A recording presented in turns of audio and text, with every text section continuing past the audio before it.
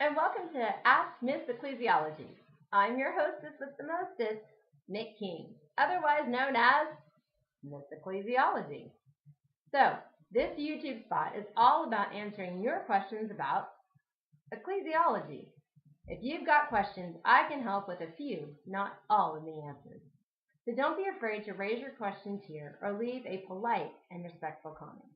As I say, the more voices at the table, the more chances we have to experience God.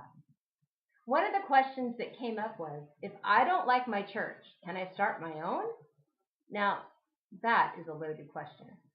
It is perfectly permissible to not like your church. We don't all like the same kind of pizza, so why on earth would we think that we would all like the same thing in our churches? So, if you simply don't like your church's style of worship, there are numerous churches with lots of different styles of worship to choose from. You don't necessarily have to start your own. And while you are checking out the worship, look at some of the other marks of a church as well. How do they celebrate the sacraments? Do they do outreach? What is their theology and doctrine? Will it help you grow in your faith? And who gets to make decisions about the church? But let's say it's something more than that. Let's say your church has a real problem in its leadership team. Maybe your pastor has some issues and is embezzling money or doing something else that is immoral or unethical. Many denominations have procedures already in place to handle these issues. The UNC, for example, has a pastor-parish relations committee or staff-parish relations committee that handle personnel matters. If that doesn't work, you can go to the district superintendent and work with that person. Once again, you don't have to start your own church or even go someplace new. But maybe you think it's not just your local church, but your entire denomination that has issues. You might go so far as to say that it is corrupt and is no longer serving God, but is serving man instead. Or maybe you think that they've just completely lost sight of what it means to be a Christian church. Now, historically speaking, there are some options you have. Number one, you can do nothing. Augustine thought that the church was where God said God would interact with people. And as such, if you've got a bad pastor, bad minister, an unethical priest, well, that was too bad. This is the church that God has put in place. And as such, we, as humans, have to work with it.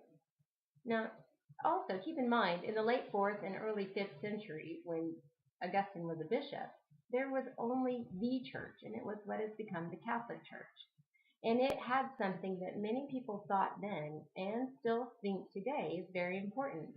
This is the idea of the apostolic tradition, or the idea that the ordained in the church could trace that ordination line back to the disciples of Christ, the apostles, and as such, Christ himself. So why would you go against people that could trace themselves back to Christ? Well, option 2. You can try to do some reforms within the church without starting something new.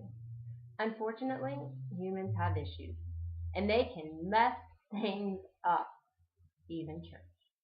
Sometimes we become power hungry, and we work to keep the status quo in our favor by silencing people's voices.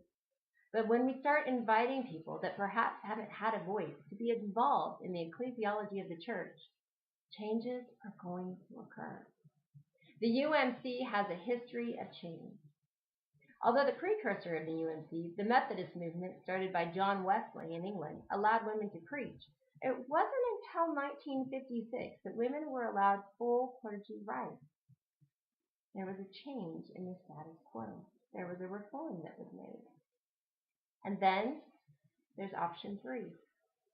Sometimes the status quo is not going to change. Sometimes you need to cut ties and start over. One of the biggest historical movements of this is the Protestant Reformation. And from that, we have had numerous denominations begin. But a word of caution. If you are starting something new, make sure you know your motivation for starting it. Is it something that you truly believe you're being called to? Is the Holy Spirit moving you towards something? Because if it is, then go and do.